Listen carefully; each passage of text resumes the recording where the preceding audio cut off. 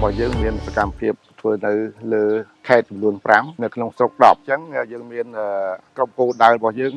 26ក្រុមគោលដៅហើយសរុបកសិករដែលចូលរួមនឹងមាន600នាក់ក្នុងនោះមានស្រី412នាក់ការផ្ដល់សិទ្ធិអំណាចដល់ក្រុមកសិករនៅក្នុងគម្រោងរបស់យើងដែលទាក់ទងទៅនឹងការបង្កើតជាសមាគមកសិកម្មដែលគេហៅកាត់ថា AC បាទនៅក្នុងក្រុមរបស់គាត់ហ្នឹងយើងមាន3ខេត្តពោធិ៍សាត់បាត់ដំបងហើយនិងបន្ទាយមានជ័យតងទៅនឹងការលើកកម្ពស់លើវិស័យរកប្រាក់ចំណូលទៅដល់ក្រុមកសិករនៅក្នុងគម្រោងរបស់យើងទាំងអស់បាទនៅក្នុងហ្នឹងគឺយើងបានជំរុញឲ្យគាត់ក្នុងការរកប្រាក់ចំណូលទាក់ទងនឹងការចិញ្ចឹមសត្វការដាំស្រូវការដាំបន្លែអ្វីក៏ដោយដែលឲ្យបានរកប្រាក់ចំណូលសម្រាប់គាត់ទៅនៅក្នុង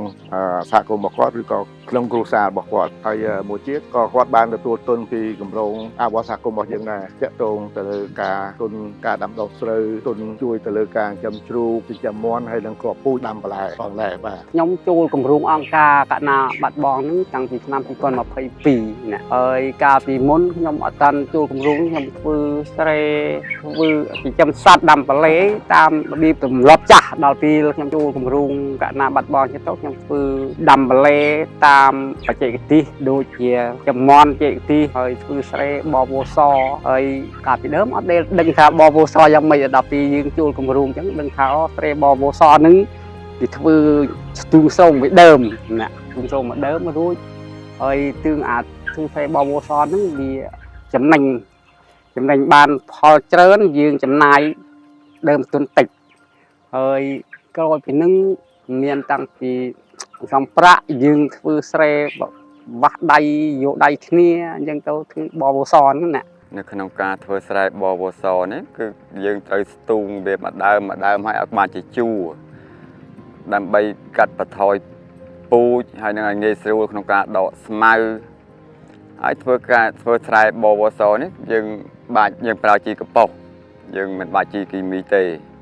ដើម្បីសុខភាពយើងទាំងអស់គ្នាទៅការធ្វើស្រែបវសនេះវាទទួលបានទិន្នផលខ្ពស់ជាងធ្វើស្រែតាមទម្លាប់របស់យើងពីមុនមកហើយជាពិសេសយើងថាទទួលផល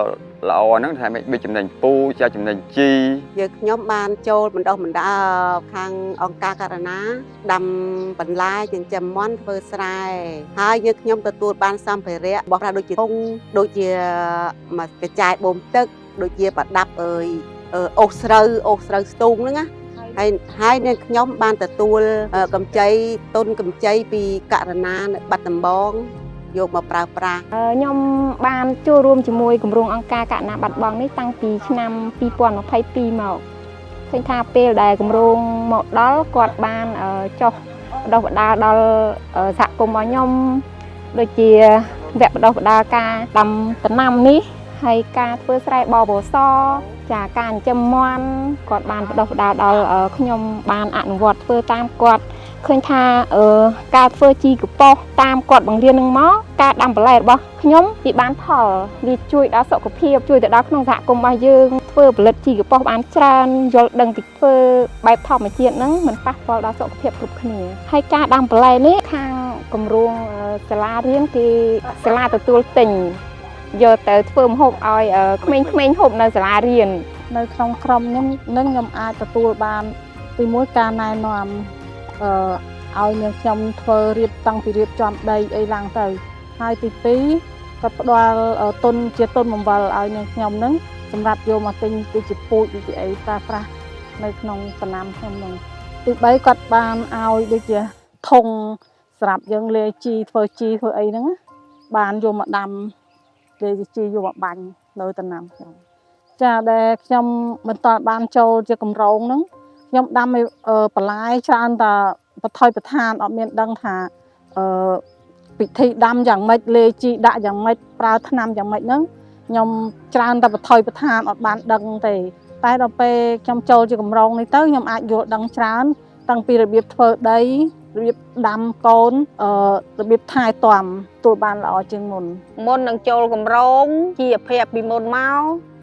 រាងខ្សត់ខ្សោយឥឡូវបានចូលកម្រង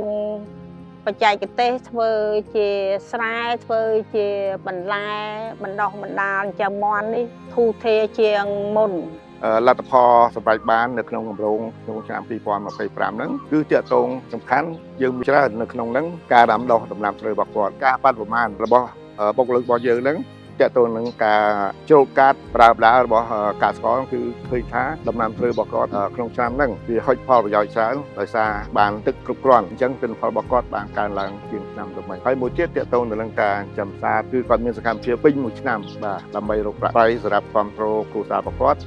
ហើយនឹងបានចំណេញខ្លះគាត់សំទុកដើម្បីត្រៀមទៅឆ្នាំក្រោយរបស់គាត់ទៀត ជាចុងក្រោយខ្ញុំសូមអរគុណចំពោះអង្គការដែលបានជួយជំនួយដល់កសិករទាំងអស់ ហើយនឹងក៏សូមជួយបន្តគម្រោងដល់កសិករយើងឲ្យបានទៅមុខទៀត